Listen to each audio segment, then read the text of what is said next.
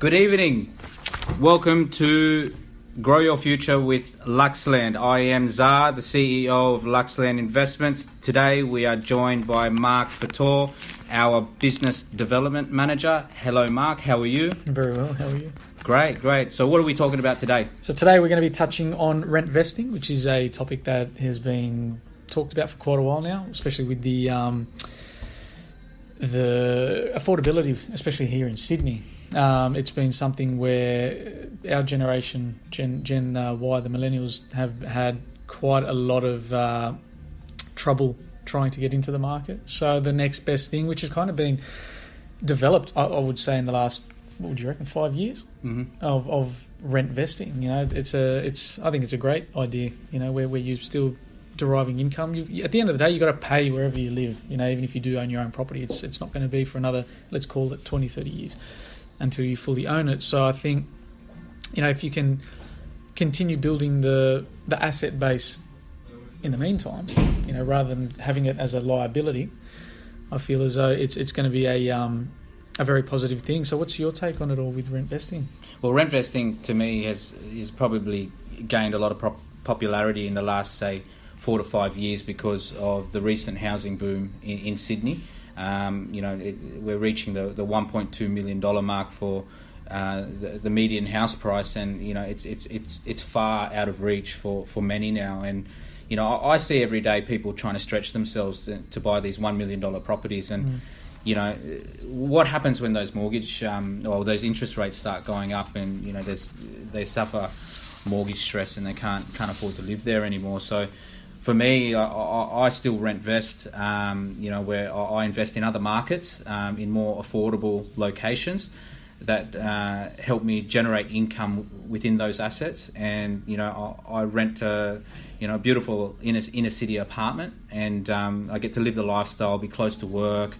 You know, I'm close to the beaches and, you know, the cafes and the restaurants, and, you know, that's where I want to live. And I'm quite agile as well. So if I want to move, I just, you know, wait till the lease runs out and pick up my stuff and go. So, you know, there's so many more options now, and you know, around the world, rent vesting is used quite a lot as a strategy, and it's only new to us now because you know we're a developing country, and you know predominantly all the jobs are within the capital cities, and everybody wants to live there, which you know drives the prices up of property. And it's up to us to take the proactive approach and go, look, these are the cards that we've been dealt, and we're going to go and look at other markets to park our cash. Yep. So for the listeners out there that have just, I guess, found this podcast now, or we've directed them to listen to it and subscribe to it as well, where do you invest outside of Sydney?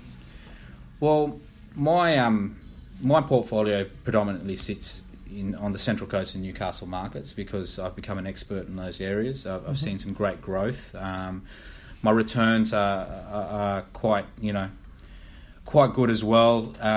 In relation to the purchase prices, you know, I'm looking around the 5-6% mark, and you know, there's always potential to increase that income through the building of granny flats and all of that sort of stuff, because the block sizes for land out there are generally a little bit bigger. So you know, it's an area where you know it's starting to boom now because it's getting a lot of overflow from Sydney. I've done quite well out of it, you know, and there are other markets as well, which, you know, I'm not an expert in, but, you know, the Hobart markets, the Brisbane markets, and even the Melbourne markets, right? But what I know works, and, you know, I'm confident in making money in those markets, and I'll continue to park my cash there for now. Fantastic. One thing that has been brought to our attention here at Luxland is something we've mentioned as well a couple of times, which I would say aligns with rent vesting, but the great Australian dream, has that changed in your eyes, or is it, you know, it's still there? You know, I mean, there are still a lot of people that are buying their first home and they're living in it, but unfortunately they're also already up to their eyeballs in debt.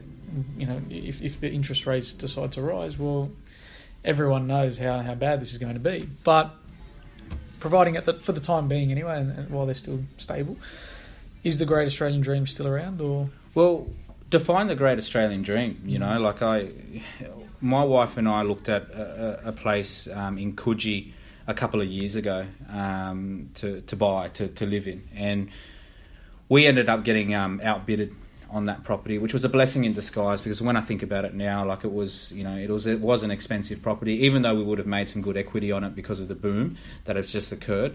It would have roadblocked us in terms of finances, in moving forward to invest in more businesses and in more property, because Robert Kiyosaki, who wrote Rich Dad Poor Dad, always says that never buy your own home because it's a liability. It doesn't generate you any income. So back to what defines the Australian dream? To me now, the new Australian dream is to be financially free. Yeah. Right? Anyone can go out and take out a mortgage, a $1 million mortgage, and buy a place to live in, but do you want to be burdened with that mortgage where you're liable to it? You know what I mean? You have to pay it. And it's not generating you any income. It's not tax deductible. So the cons far outweigh the pros. Yeah. In today's market, and I think the new Australian dream should be to be financially free through sound property investment.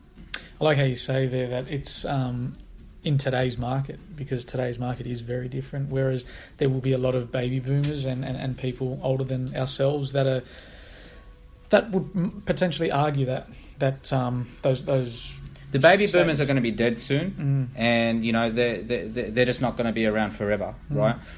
The new Gen Ys and the millennials, they're the people who are obviously going to be the next leaders of our country and of our world, right? And they're the guys who are starting to adapt to technology, and everything is changing. We're evolving as a nation, and how far Sydney and our other capital cities have progressed in the last 10 to 15 years is phenomenal. So, we live in a different time now. Obviously, a lot of old school people are always going to argue and all of that sort of thing. But, this is the way of the world now. And, things are changing every single day. And, some people say, unfortunately, it's changing at a faster rate than usual. But, it's the old saying, keep up or get left behind. Yeah, definitely. How long have you been rentvesting for? I mean, I have read up in a previous article that you wrote back in May. It was approximately 10 years, is that right? I mean, did you know you were rentvesting at the time? Was that your complete strategy, or just kind of it's now evolved into that? Well, like I said earlier, we were going to buy a place to live in about 2 or 3 years ago out of Coogee. So when I first invested in property 10 years ago, it wasn't a strategy that I even knew of. I don't even think that word was around back then, because it was only introduced in the last 4 or 5 years. But it's something that I've fallen into, fortunately. I'm glad I didn't buy something to live in straight away, because it would have been a big burden on me financially, and it would have roadblocked me for further investments down the track. My first investment property cost me $340,000. It's worth in excess of $1 million now once we finish with our latest renovation. So, we've done quite well out of that. I don't know, you could look back and say, I could have bought my own place and owned it by now, but I probably wouldn't be in this position today with the pool of assets that I now own and control. Yeah, definitely. Do you think the Australian dream will ever come back in regards to owning your own home? I mean, and why I ask this is because, there's a lot of debate at the moment whether properties, especially in Sydney, is it cooling? Is it going to go up again? Most are saying it's going to cool. But there are also, I wouldn't say a minority, but a smaller portion saying that it's also going to increase again, and that we haven't seen the end of this this boom. What are your thoughts on that? Do you think it'll ever come back? Look, the Australian dream, again, it's like, what do you define being the Australian dream? Does it mean having a roof over your head where, you have a mortgage on a property that, you kind of own with a bank? Or does it mean being financially free and having, 3 or 4 investment properties paying you a passive income, by the age of 65? So the Australian dream may may come back in terms of, wanting to buy your own property. So what happens with rent vesting is people go out and buy, investment properties that generate income, and then say 20, 30 years down the track, they've built enough equity up to buy their own home or their own dream home, and they can just live in that. I think that's a possibility that it could come back that way, where, they've made, the millennials have then made enough money in 30 years' time from rent vesting where, they're able to sell down their assets, pay down that debt, and what they have left over they can put into, the dream home that they want to live in, and that could be the Australian dream. So the traditional Australian dream could just be prolonged for now, if that's still the true definition of the Australian dream. But I think, as I said earlier, things are evolving. The millennials are the ones who are making the biggest changes in our world today. So who knows what the next 10, 20, 30 years play out.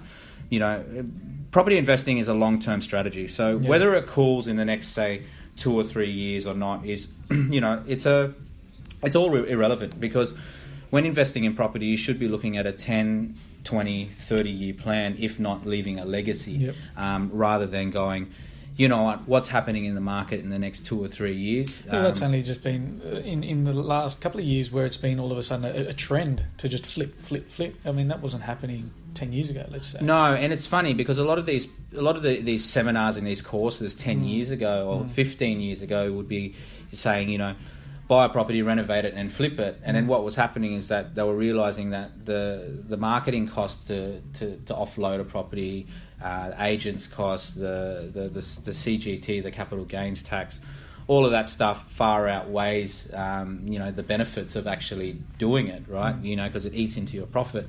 So now the buy and hold strategy is something that everybody pushes, because that's where the long-term wealth is made. Like, what's the point in getting a whole lump of cash back, but having to pay so much tax on it and holding no wealth? Like you're not holding any of the assets. And I like as well, I mean, you're obviously a business owner, and again, for the people out there that are listening in that don't know your background, excuse me, you do have another three businesses under your belt at the moment, as well as Luxland. And I guess something that people that are getting into the market and, for the beginners and whatnot, understanding rent vesting and seeing how will it work for them, is that it's a business in itself, isn't it? I mean, it's if you're not looking at your numbers every day, as you would with a normal business, then you're really not. I guess you're not doing it right then, are you? Because I suppose you look at it and it's like, well, there's no point in rent vesting if you're just going to practically drown yourself in debt anyway, and your expenses now far outweigh anything really going for you. So, what are your thoughts on it being as a business, through rent vesting? Well, when I first started investing in property, I was just starting out in business. And then what happened was I bought 2 or 3 investment properties, and then I kind of had a break and just concentrated on my businesses from then on. And then what happened was I realised that in that time where I did concentrate on my business, I acquired entrepreneurial skills, which then when I started investing in property again, applied it to property. Hence the reason why we call all of our clients property entrepreneurs when we're dealing with them, because we're trying to teach people to become business owners. Now, the mistake what most people do is they just get into a property for the sake of getting into a property, right? They'll buy an off-the-plan purchase and, they'll just set and forget and get their 3 or 4% yield, and, hopefully they make money in 10 to 15 years, right? Where with us, because, I come from a business background, I try and treat my property investment exactly like that, where, we're buying below market value. It's always in a really, really good high growth area. It's something that has upside for renovation to increase its value, and something where, it's a commodity that everybody